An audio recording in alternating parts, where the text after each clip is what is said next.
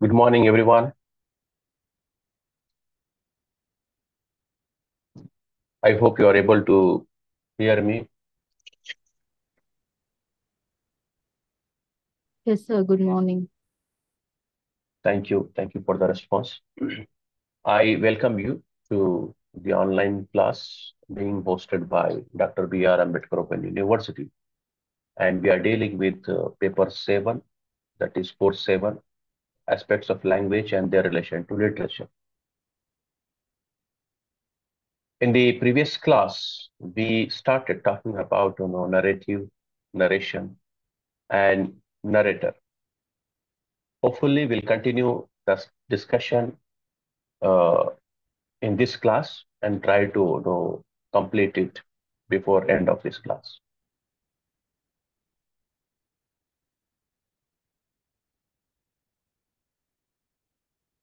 We took one example to understand how the one who is narrating the story, that is the narrator, is different from the one who has written the story, that is author.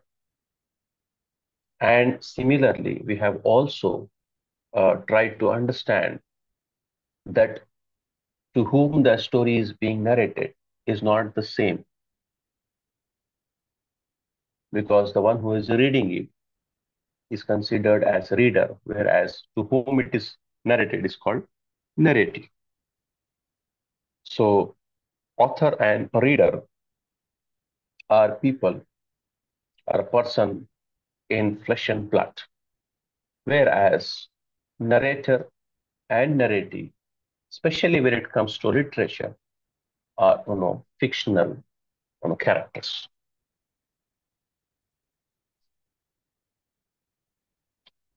So then we looked at multiple layers, right?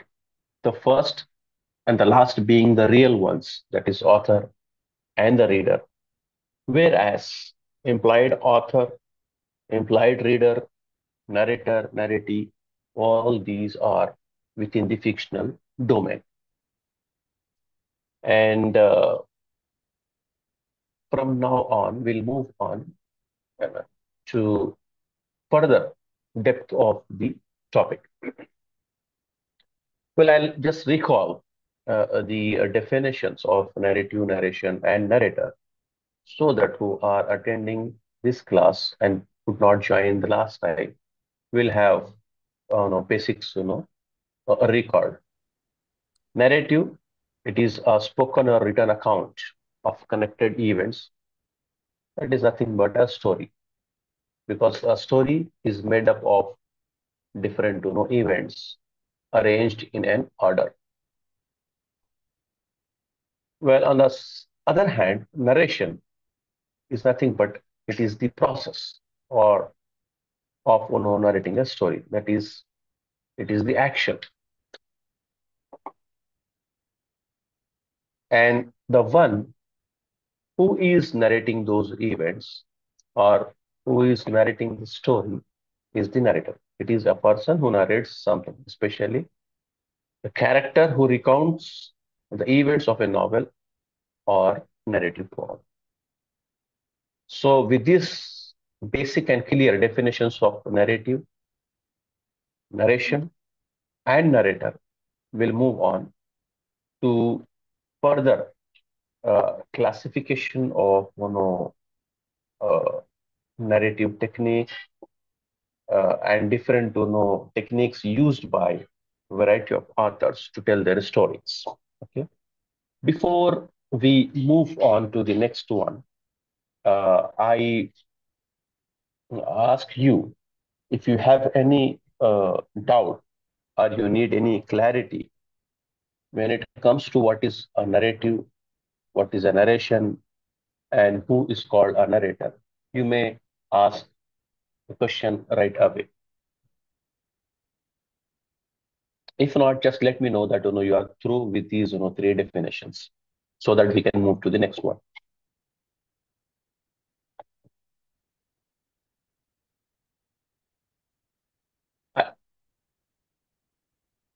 Are are you okay with these the explanation of the different, terms? Yes, sir. Okay, okay, thank you. And somebody has requested for the page numbers. So maybe I think there is one particular block in the book. I strictly don't go by the page number of the book, and it's very difficult for me to recall it after I have prepared the PPT based on the topic. So maybe you can locate the topic in the table of contents where you will find about narration, something like that. I don't have a big book with me right now to locate. So somebody can help and inform in the chat. Okay, to whoever is looking for the page number. Anyway, that is not how we go. We don't go by the page number. We go by the topic. Well, so after these brief definitions, let me take you to the some more, literary definitions. For example, one particular philosopher, right? Uh, he says, according to that is Gerald Prince, he defines what narrative is. Any volunteer would like to read the screen?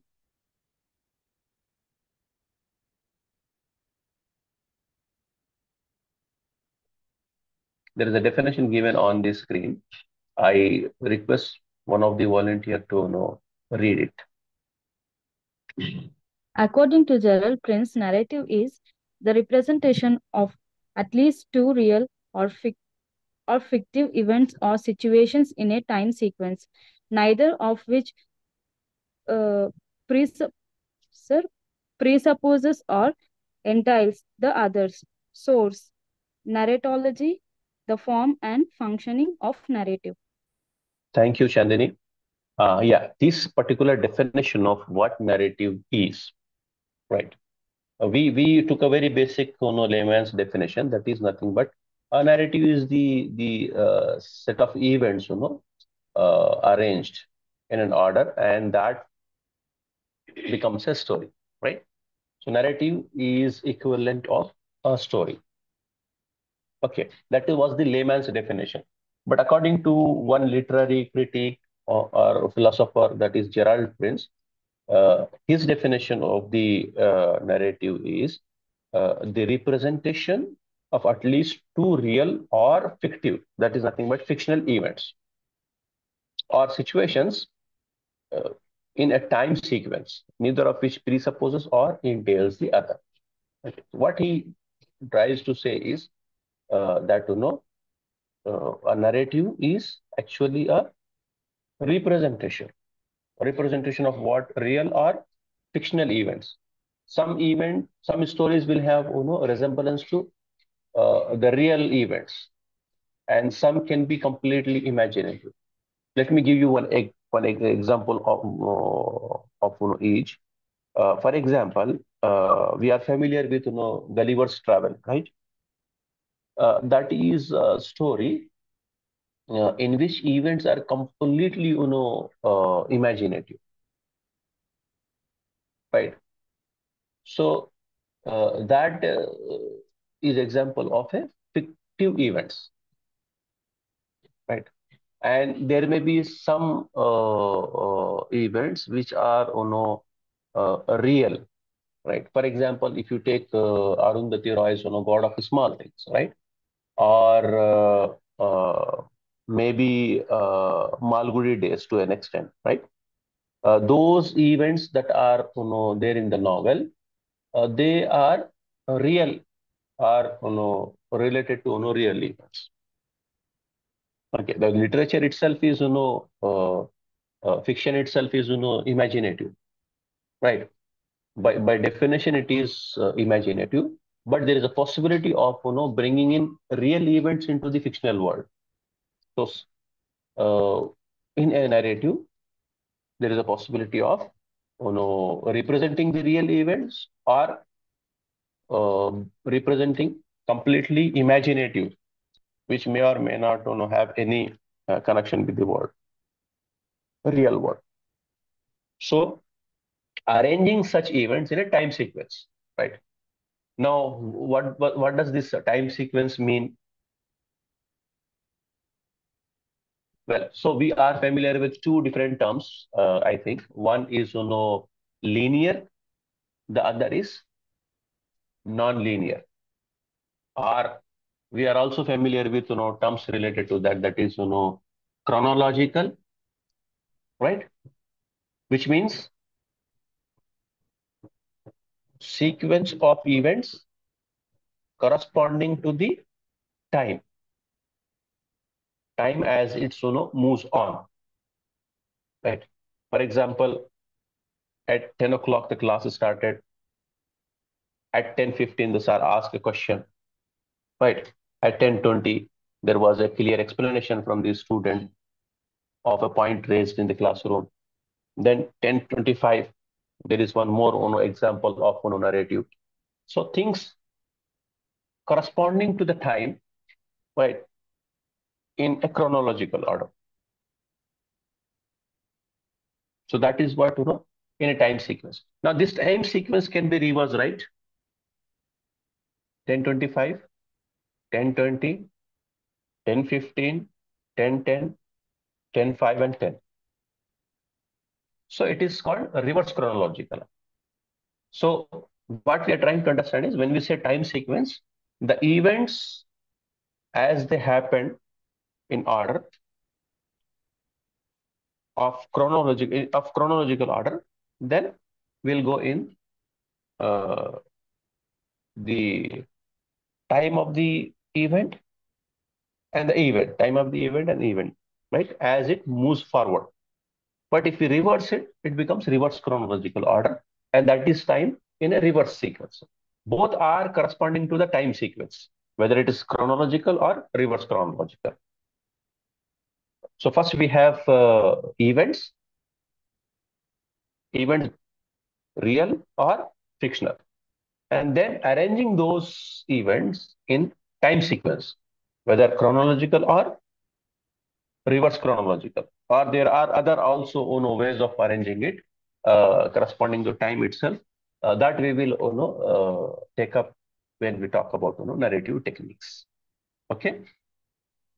Yes, so this is the definition given by Gerald Prince, and it appears in his book Narratology: The Form and Functioning of Narrative. Okay. Now we'll move on to the narrative, some more description of narrative. Anybody else, Chandani or somebody else who would like to volunteer to read?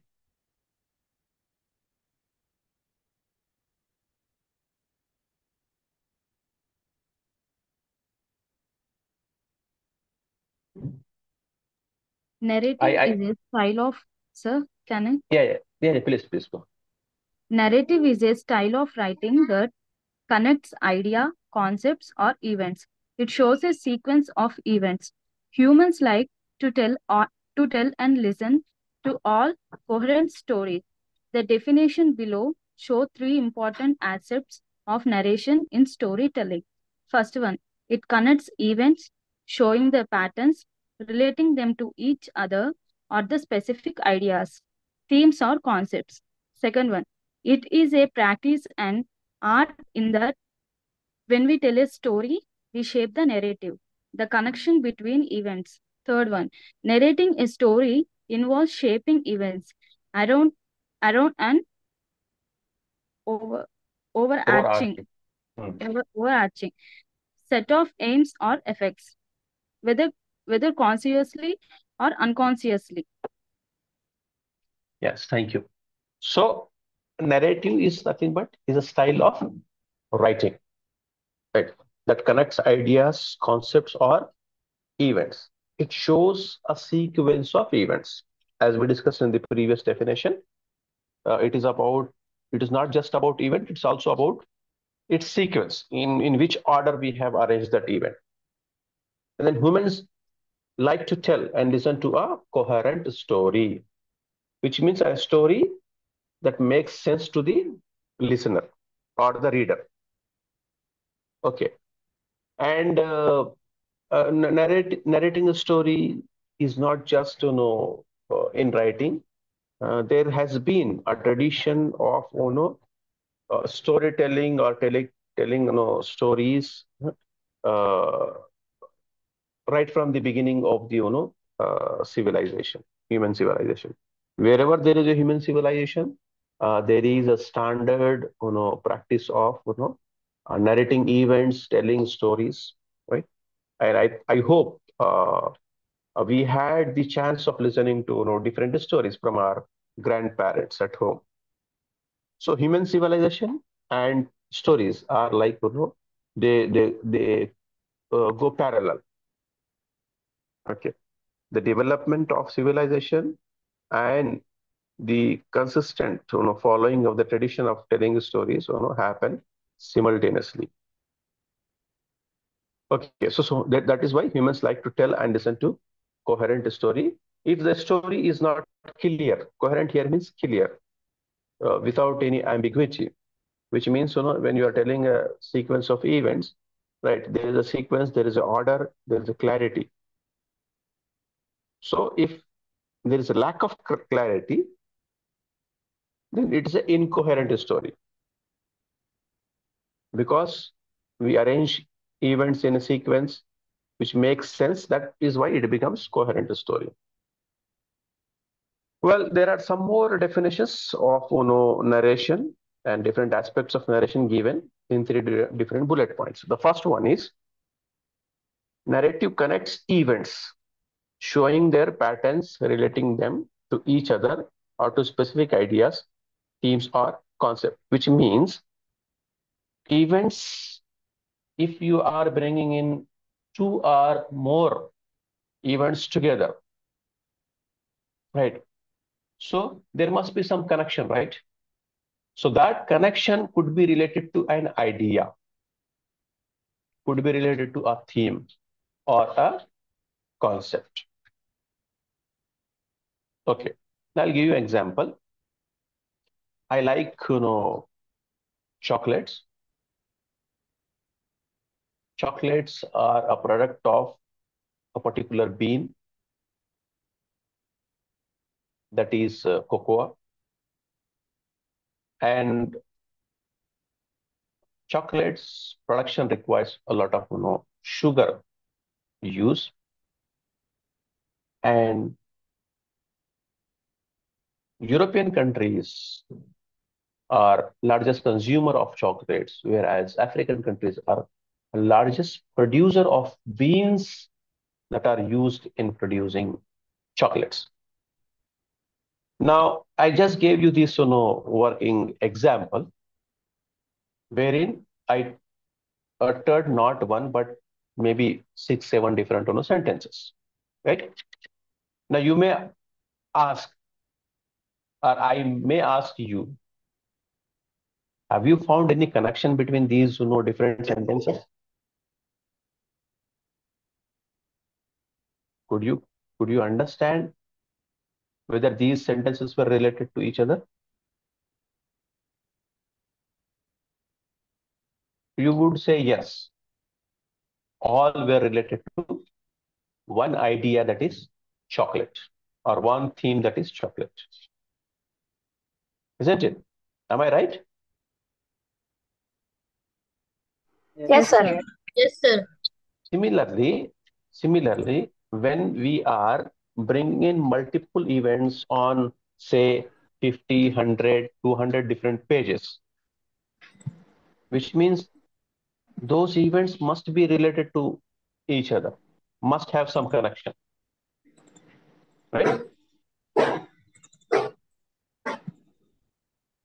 In any written form, even you take non-fiction, your any of your book, that book will be divided into different chapters or different lessons.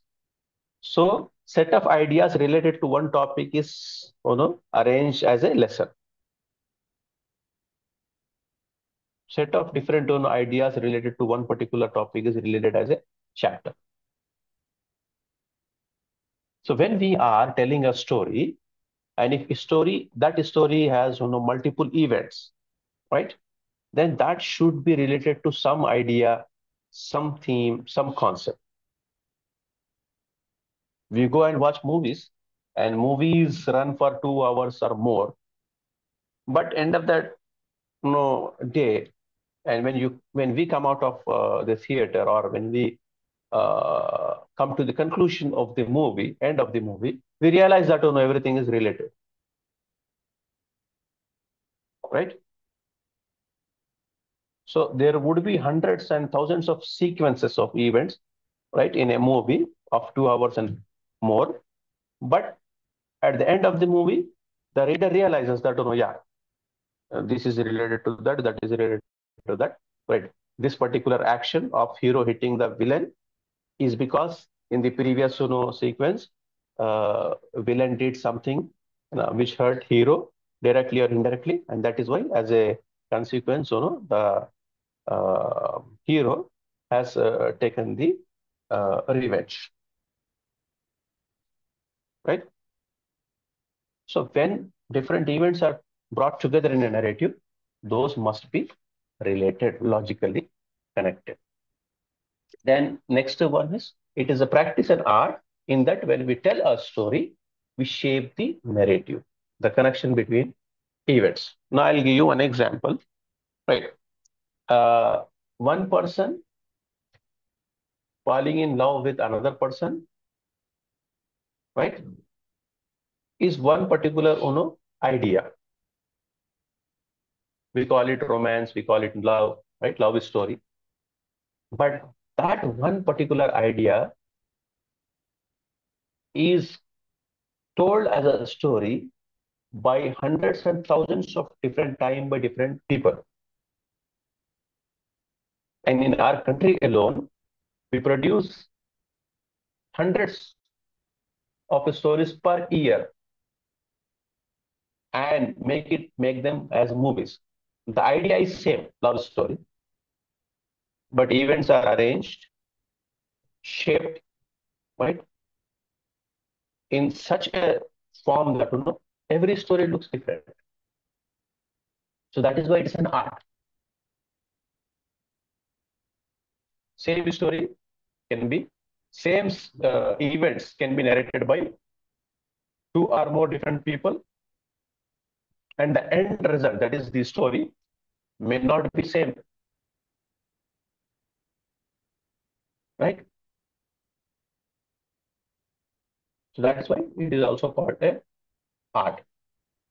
The last point is, narrating a story involves shaping events around an overarching set of aims or effects, whether consciously or unconsciously. So the act of telling a story, right, is driven by your conscious or subconscious or unconscious. Got my point. Some people are overwhelmed with the real events, right? And when they start telling the story as a written story, the pen doesn't stop. They just keep on writing. So their effort of writing is driven by their conscious or subconscious. Okay, so with these three, different definitions and different aspects of narrative, we'll move on to the other topic within these, that is narrative technique. Now, as I told you, when you are able to arrange different, set of events, say we have event 1, event 2, event 3, event 3 different events are there. Just assume for the sake of argument, right? Event A, event B, event C. Now, how many possibilities are there of arranging it? One clear possibility is arranging the events as A, B, C, right? Do you? Yes, sir. Yeah. And what are other possibilities of arranging this ABC? 3 different events.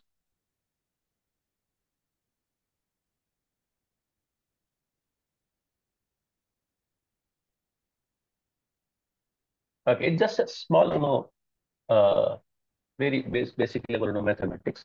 ABC can be arranged, can also be arranged as, right, C, BA, right? Can also be arranged as CAB. Can also be arranged as BCA. CABAC or then BCA. BCA. Yeah. So these are different, possibilities of arranging those three different events, which means this, this way of arranging different events is nothing but, right? Uh, we call it as plot, right? This the arrangement of event is called plot. This technique of this technique of arranging different events is called narrative technique, because you're using that in a story, right? In a narrative, that's why it's called a narrative technique. Now we'll consider some definitions of a narrative technique as they appear in Oxford English Dictionary. Any volunteer? Yes, sir. Hmm. Let us consider three definitions of narrative techniques as per Oxford Dictionary.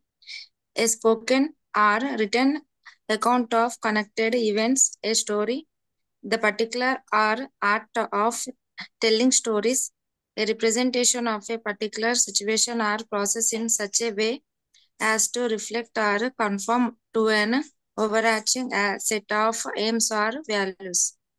Okay, so these things are reflective of what we discussed in the previous slide.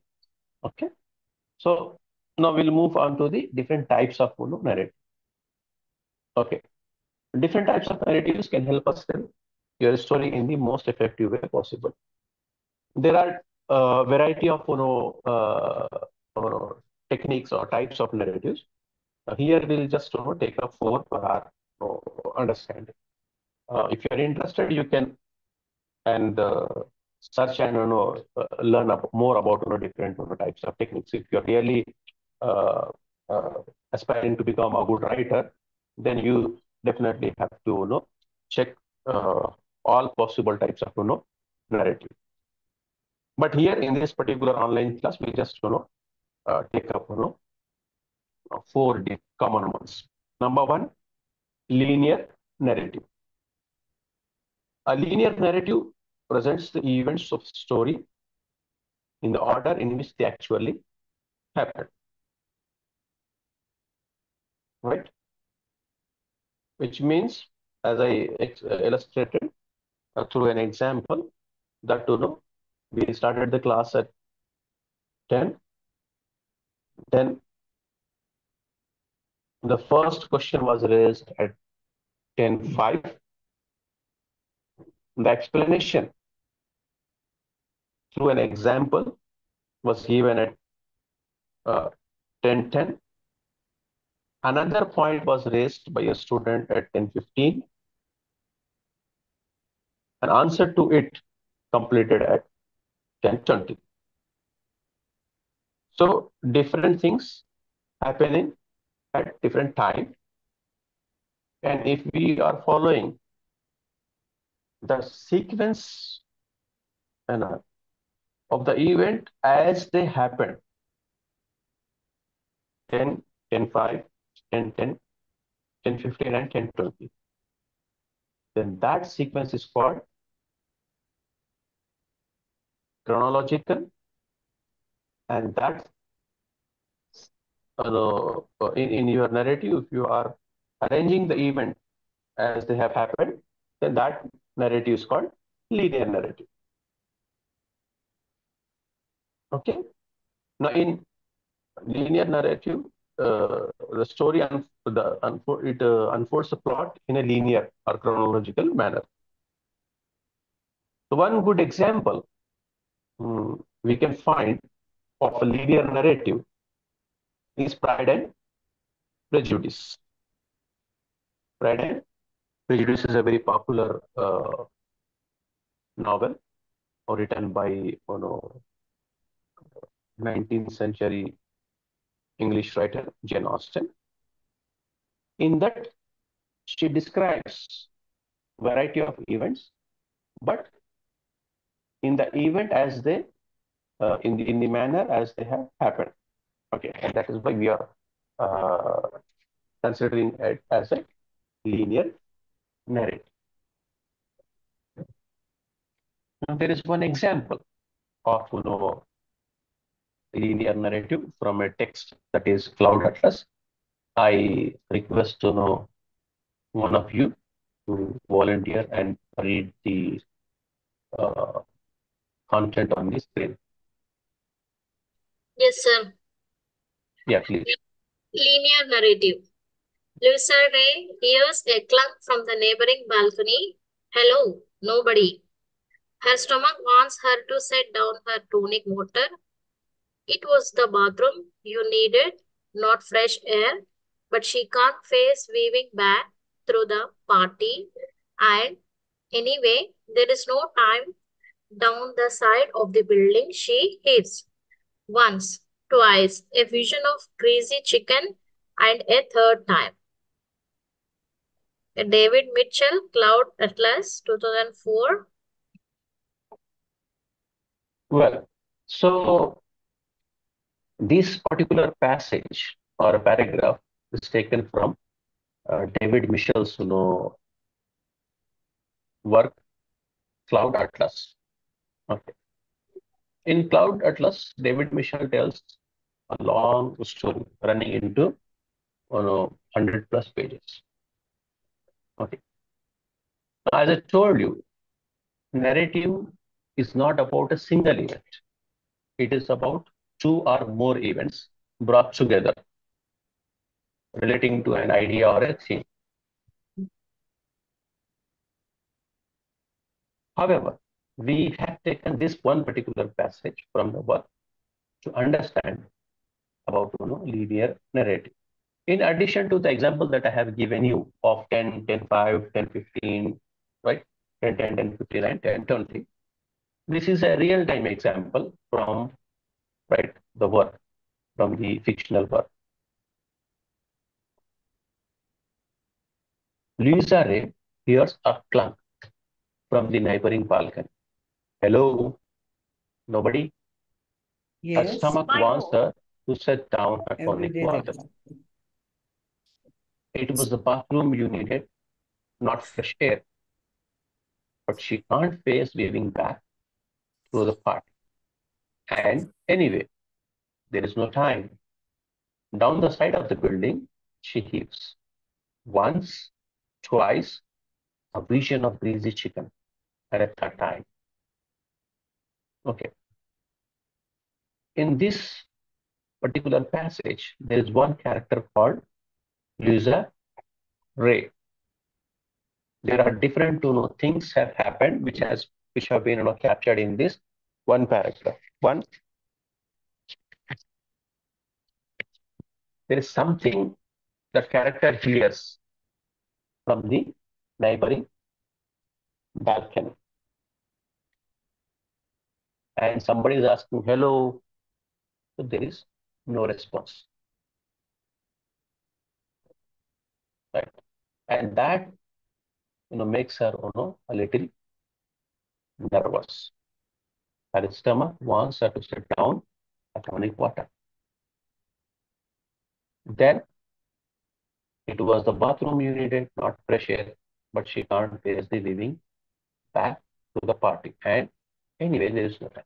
So now after reading this paragraph, you will realize that first thing she hears something, then she's trying to understand what or from where that voice might have come, right? And she couldn't understand anything. Who might have said this or from where it has come? Then suddenly she feels the need to rush to the bathroom, which is a sign of fear, right? Especially when you are alone and you hear something from your balcony or from your neighbor's window, right? And then you try to locate and end up finding nobody there, then it gives you shiver. It makes you nervous. And as a result, you feel like, rushing to the bathroom. So here, events are happening in a sequence, one after another. So this kind of narrative is a linear narrative. Well, I hope you understand you follow the explanation that I have given.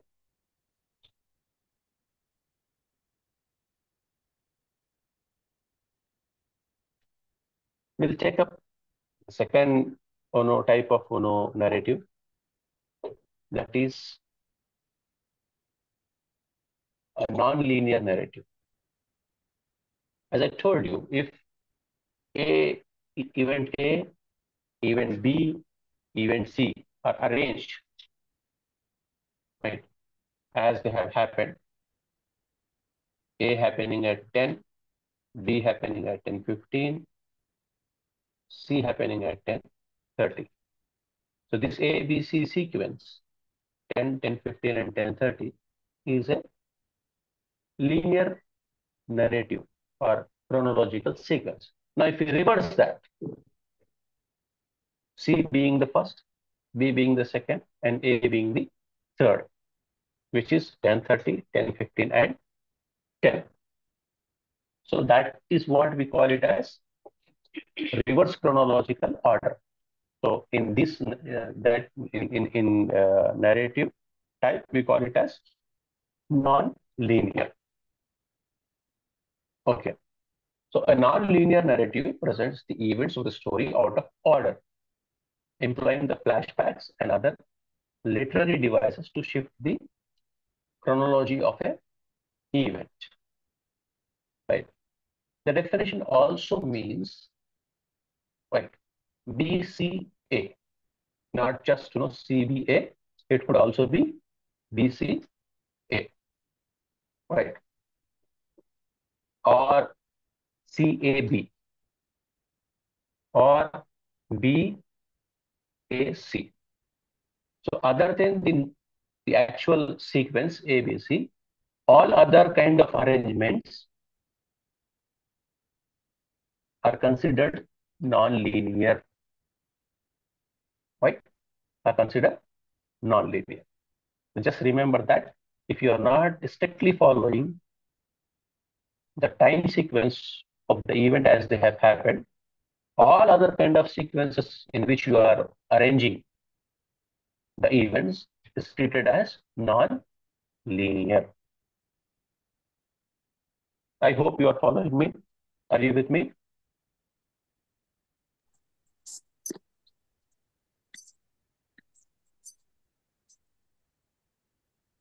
Am I connected with you? Yes, sir. Yeah.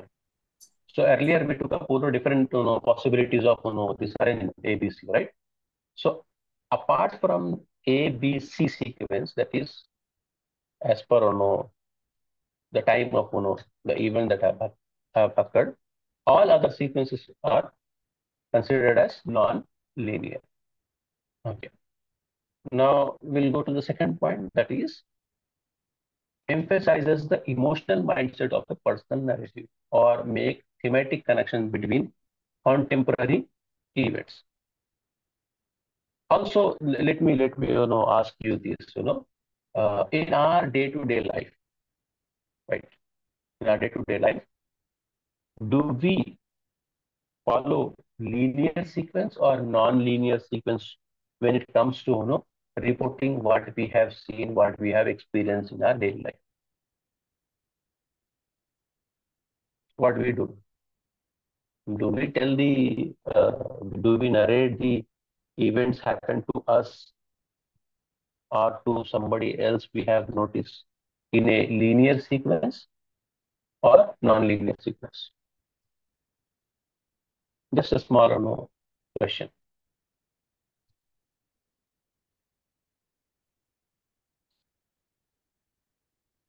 Hmm? Do we follow a linear one or non-linear one?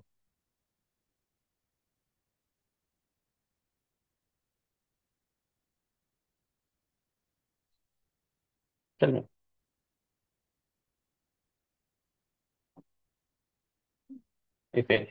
See, we experience a lot of things every day, right? And if we have to come back home and narrate it, what do we follow? Do we follow the chronology or we don't follow the chronology? We usually try to go in a linear way, but our memory, right, the human memory is as such that it goes what comes to mind first. It goes with whatever comes to the mind first. So which means most of the time when we narrate things, we jump, like we jump one event to another, to some more one, right? The other one. We don't strictly narrate whatever happens to us in our daily life in a chronological order. And people with a very sharp memory, usually, they narrate things in a linear fashion, that is in a chronological order, because we store information not just as piece of information, but we store information with emotions attached to that information. So when we try to recall, we are first motivated by that emotions, and that emotion, whatever that emotion triggers in the memory, that comes first. So that event may or may not be in the strict in the order of chronology. Okay. Right. So this nonlinear narrative emphasizes the emotional mindset of a personal narrative or make thematic connection between non-contemporary events. Okay. So say, for example, when we are in the summer season, uh, we are preparing pickles, right? Avakaya pachadi. So when we sit and start preparing uh, the ingredients for avakaya pachadi, for pickle, mango pickle, suddenly we remember our grandmother, right? Who did the same thing, say a few years ago when we were small child.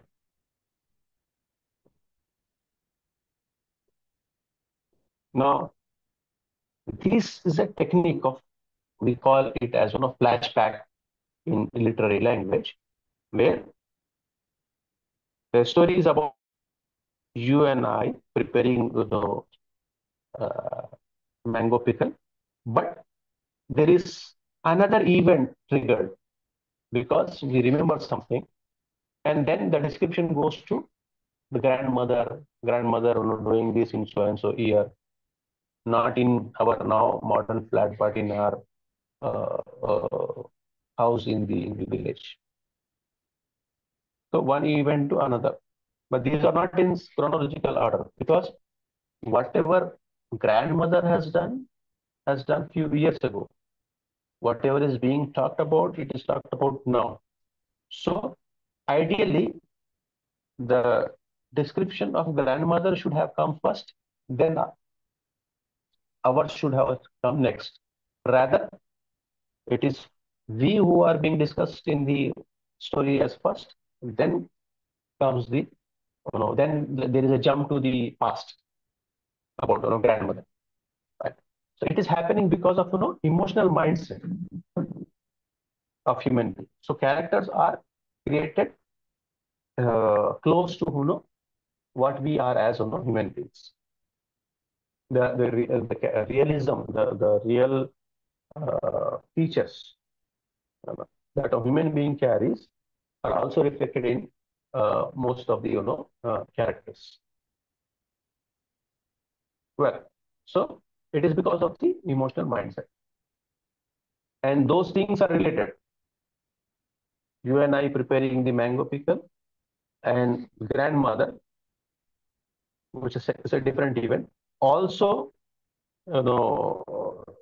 preparing pickle some years ago. So both events are connected because of what? One theme, that is, mango pickle. Okay. In terms of time, both are different, not happening in the same time zone. There is a different time zone, different time when these two different events have happened, but they are related because of a particular thing. Now, such an example in literature could be found in God of Small Things. Have you read this text?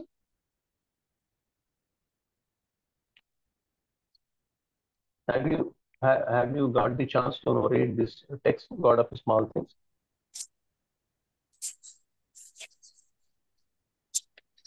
Anyone?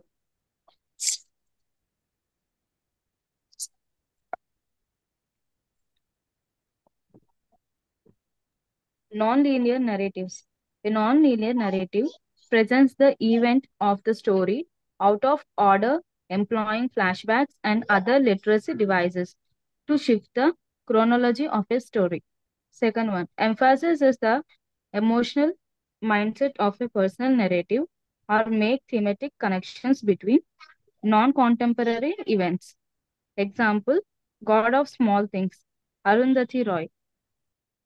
Yes. So my question is, if you read Arundhati Roy, as God of Small Things, you will realize that Arundhati Roy has used non-linear narrative. Right. I'll give you an example because I read that text, so I can give you an example.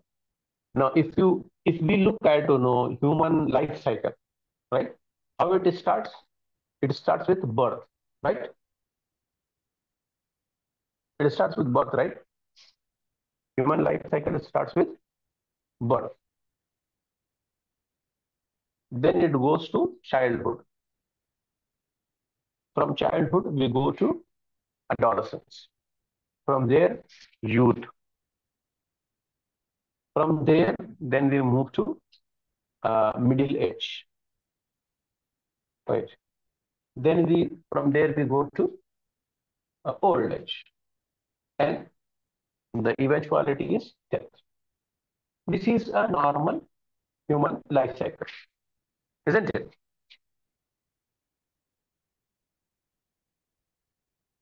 Am I connected with you? Yes, sir. Yeah, this is the life cycle, right? We start our journey in this world starts with birth and ends with death. And between the birth and death, there are multiple stages we cross, right? Assume this is my story. Assume, just for the sake of argument, assume this is my story, right? I was born in one place, right? And I have died in some other place. Now, between these birth and death, I lived my childhood, my adolescence, my youth, my middle age, my old age. So there are five different stages which I have lived through between birth and death. Now, if somebody has to tell a story of my life, or you have to tell the story of my life,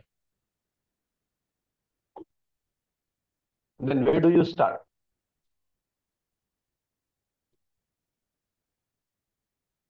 Do you start at birth? Do you start at death? Do you start the story with my middle age, or at my childhood, or my adolescence? Where you have the option to start the story at any of these stages, isn't it? But the linear narrative or the chronological narrative demands you start at the birth, go to the childhood, then talk about the adolescence, then move on to talk about the youth, then go to the middle age, and after that move to old age and end at death. If you are following these sequence, then that is a linear narrative. Or a linear narrative demands you follow the order of events. On the other hand, Arundhati Roy starts the story in the youth or adolescence, then goes back to childhood, then jumps to the middle age, then comes back to the. So there is a lot of jumping here and there in terms of sequence of events, and that is why it is a good example of non-linear narrative. I hope you understood.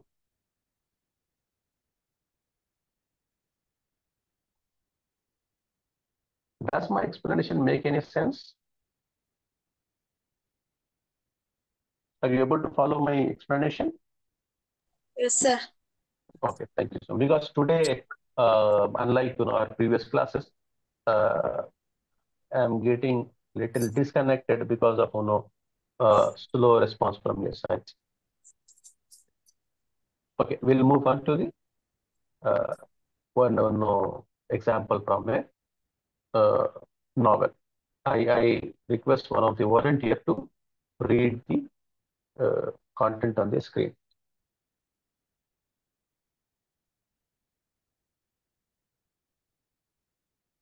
Anybody can read it.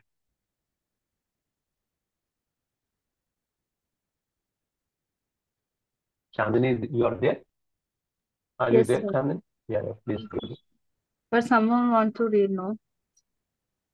Anybody can read. If nobody is reading, I request you to do that. Non-linear narrative. The snow in the mountains was melting, and Bunny had been dead for several weeks before we came to understand the gravity of our situation. He had been dead for 10 days before they found him. You know, it was one of the biggest manhunts in Vermont story history. State troopers, sir, my phone is not visible. So go on. You're doing good. Anyway, I think there is some There's technical some issue. problem. Yes, sir. Okay, I'll read it. Don't worry. This is one example of a non-linear narrative. I told you the example from Arundhati Roy's God of a Small Thing being a non-linear narrative. But this is one passage from the book, The Secret History written by Donna Tartt. Okay, the passage is: the snow in the mountains was melting, and Bunny had been dead for several weeks before we came to understand the gravity of our situation. He had been dead for 10 days before they found him. It was one of the biggest manhunts in Vermont history. The state troopers, the FBI, even an army helicopter. The college closed. The dye factory in Hampton shut down. People coming from New Hampshire, upstate New York, as far away as Boston. Okay. So now, ideally, this passage is about one person who's dead, right? This passage is about dead, and the narration starts several weeks after the death, right? So in fact, the death should have been the first, then about everything else. But it starts with the death, about the death of Bunny, right? Bunny, who had died several weeks, right? and he has been found. Who the police actually? The police, found Bunny dead 10 days. Oh no, before they actually found it. When police found Bunny 10 days after he had died. For example, if he had died on 1st of June, the police were able to only find him on 10th or 11th of June. Right. And then they began, uh, searching for the suspect who might, the person who might have murdered or killed or Bunny. That is what manhunts means. So they have started, searching for the suspect, and they are doing it for several weeks. They have used, state troopers and state police. They have also actually brought in FBI, which is equivalent to CBI in our country. They have also used helicopter and so many other things to search for the person who possibly murdered, Bunny. Now, sequence of events should have been Bunny has died, right? Then 10 days after that, his body is found. Then police began searching for the suspect, and as many as multiple weeks have passed, but the police is yet to find the culprit. Instead of that, you have a different sequence of event here. Right? So this is a real example from the book The Secret History, in which we have events arranged in non-linear or non-chronological order. So so far we have took up two different types of narrative. First one is linear narrative. The other one is non-linear narrative. We have one more that is called quest narrative. A quest narrative is a story in which the protagonist works tirelessly toward a goal. The pursuit of this goal likely becomes their all-consuming passion, and they must face seemingly insurmountable obstacles along the way. Example, The Hobbit. J.R.R. Tolkien's work or novel, The Hobbit.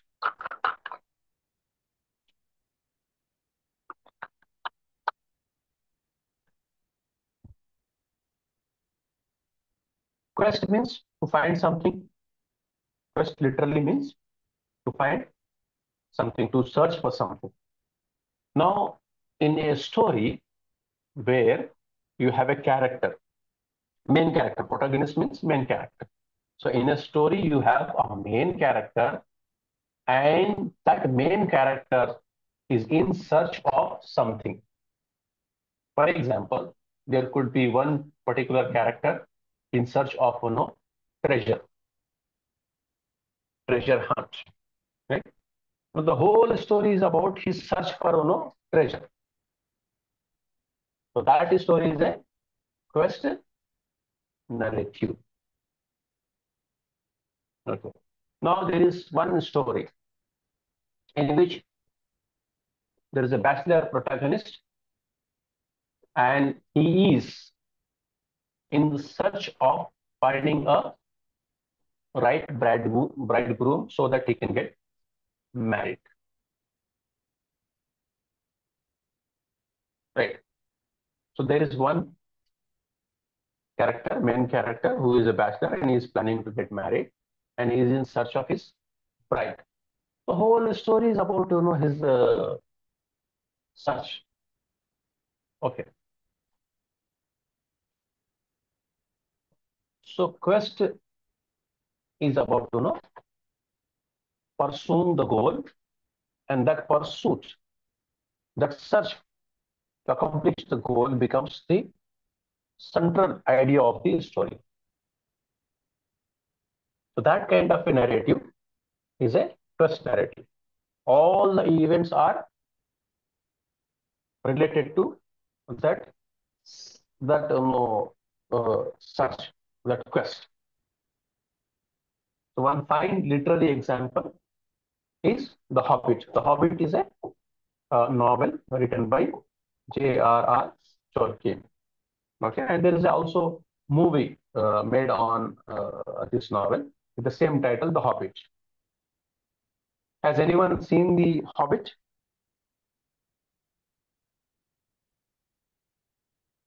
Has anyone heard of this movie or novel, Hobbit? No, sir. If you are interested in cartoon related kind of things, adventure stories, then this is a very good movie. You can watch it in an hour or two. Okay, sir. All adventure stories, most of the adventure stories are actually quest narratives. Okay. We'll go to the fourth one. Okay. And the last one is different types of narratives. A viewpoint narrative. A viewpoint narrative is designed to express the points of view or subjective personal experience of the main character or other fictional characters in the story.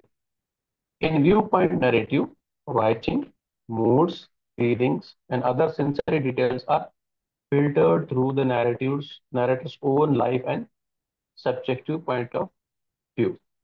Example, The Stranger.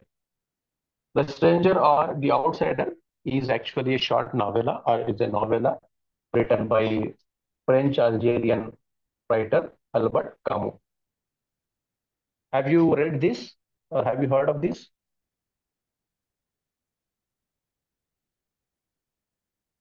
People trying to clear set net, right, would have to know about all these novels that I have mentioned, whether it is Hobbit, whether it is Stranger, right?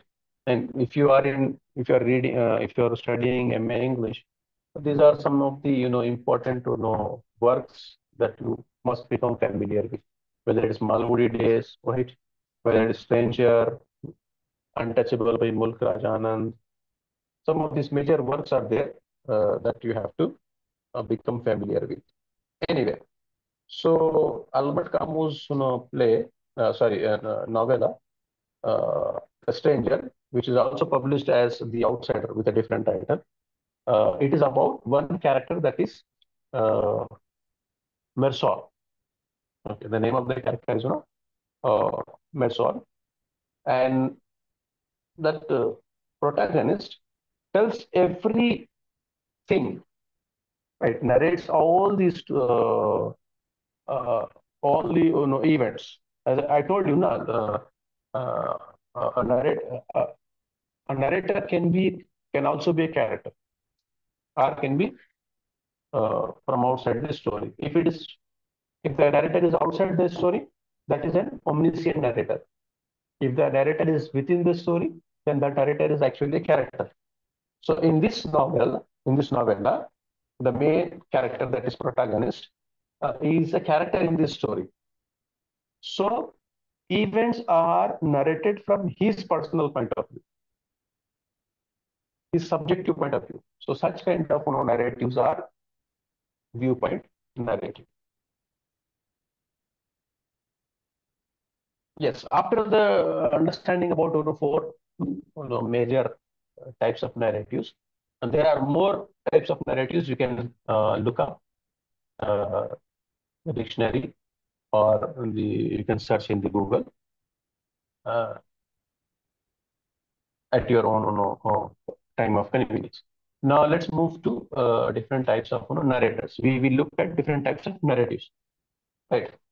Now we'll come to narrator. Narrator, the person who is narrating the story. Now again, within narrator also there are three major types of narrators or points of view, right? We also call it as points of view.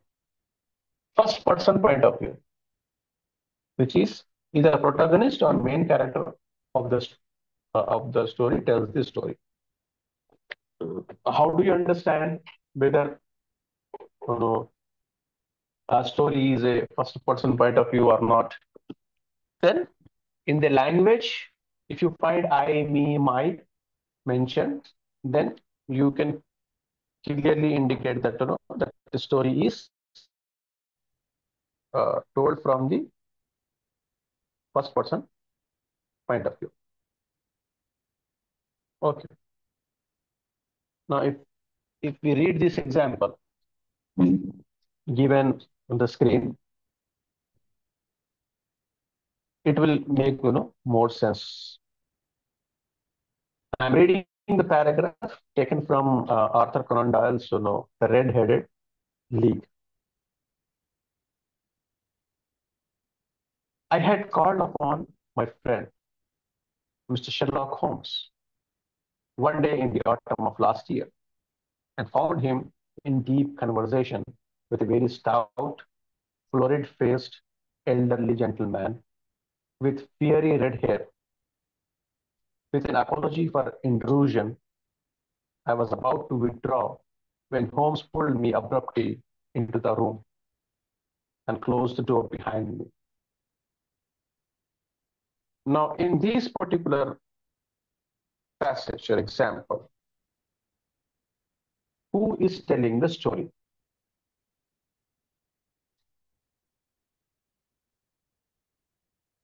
The main character, right? And in Sherlock Holmes, Dr. Watson is the narrator. He is the one who is telling it. So I here is the character who is telling the story, and it is actually a first person narrative.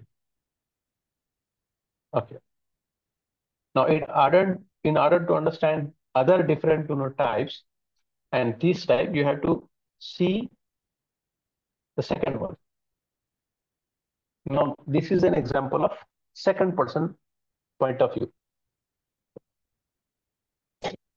In this type of narrator, either protagonist or main character of the story tells the story. But instead of I, me, right, it is you or your.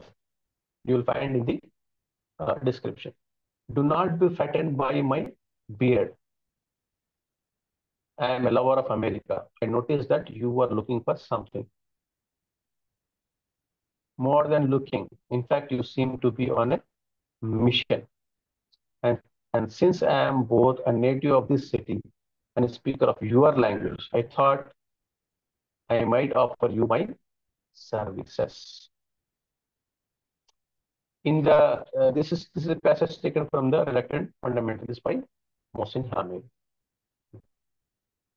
Now, this is a second person's point of view, which means you're telling you're giving the information about an event or about some idea, but from the listener's point of view, what he is expecting.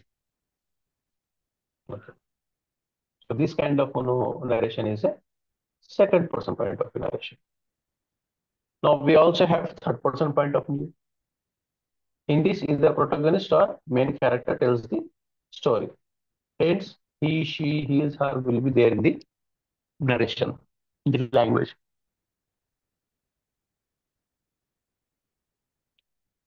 Tall, thin, compound eyes, a lot of wisdom about human creation, nature, and their blood in his head. He stood before a sea of heads in absolute discipline. His right age spoke volumes about his valor against the human race. The stories of attacks, missions accomplished, and procreation were known across the tribes and trenches. We affectionately called him Rustam, the commander-in-chief of Mosquito Jockey. This passage is taken from my own short story, Operation Irani Chai, which I wrote during Corona. Now, this is an example of a third person point of view.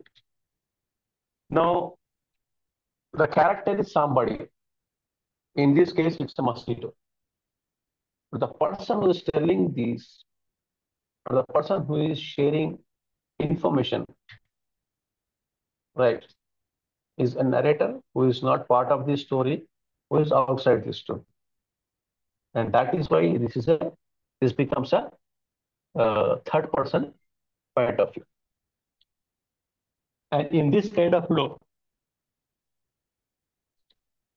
narration, in this kind of story, you will see that the characters are referred with a pronoun his, her, right, him, kind of things. Okay. So I think we have covered three different points of view, and within third point of view, third person point of view, we have three sub classification. Though we have covered three different points of view: first person point of view, second person point of view, and third person point of view. Now, within third person point of view, there are three more subcategories. One is omniscient, that is, a narrator who is omniscient tells the reader what two or more of the characters knows and feels. Whereas the limited omniscient narrator presents the thoughts or feelings of only one of the characters. And last one, dramatic objective. The narrator of a story with a dramatic objective point of view communicates only what some outside the story could know by looking and listening. The inner lives of the characters are closed off secretly, which means there is some comment about something, whereas there is no access to the inner feelings and thoughts of the character. So that kind of a point of view is dramatic objective. Thank you. So with this, we have covered, today we have covered three different important terms when it comes to narratology, narration, narrative, narration, and narrator. And then we have looked at different types of narratives, right? Linear, non-linear, quest, and viewpoint. Then we came to narrators, and we have also looked at first person point of view, second person point of view, and third person point of view. And within third person, you have omniscient, limited omniscient, and dramatic objective.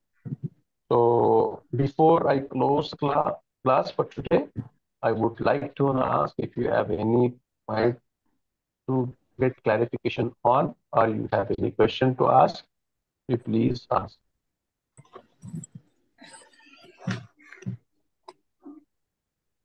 Excuse me, sir. Yes. Sir, can you explain in this paper unit-wise, sir? Because we have no time, sir. We have just 1 month time. In offline classes, there's only few minutes, sir. So in this particular paper, we have so many unfamiliar topics, sir. Like Derrida's notion, structuralism, post-structuralism, and speech theories and rhetoric. So many, sir.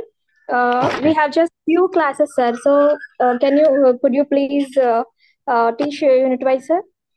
Okay, what I'll do is, in the next class, I'll take up structuralism and post-structuralism. Okay. Okay, sir. Okay, sir. And because when we open this textbook, this is topics are very unfamiliar, sir. So what is this? This is not understanding, sir. So. Actually, the whole purpose of our classes is, this is actually not a conventional class where we will go unit wise. Rather, what we will do is, this is a counseling class. In this counseling class, we expect that, the student has read, and he has tried to refer to the SLM, that is self-learning material we have sent as part of course enrollment, and referred the SLM and study material, and then he has got some doubts or some points to get clarification about, and he or she joins the counseling class and seeks clarification from the counselor. So Okay, sir. unlike in a conventional classroom where entire syllabus is taught, in our set of teaching and learning, we call it as a counseling session rather than a class. The reason Okay, is, sir. in counseling, you come with some problem, some doubt, and then the counselor counsels you. So Okay, sir. it is not possible to cover each and every topic, especially in the sequence. Oh, But what we try to do is, we try to cover some major you know concepts, so that when you read the book, it would be easy for you to understand. okay, sir. Thank you, sir. Anyway, I'll take up structuralism in the next class, which is Okay, sir. tomorrow. And tomorrow we'll be meeting at instead of in the morning class, I'll come at 3:15. Okay, sir. Thank you, sir. Okay, thank you so much. Take care of yourself.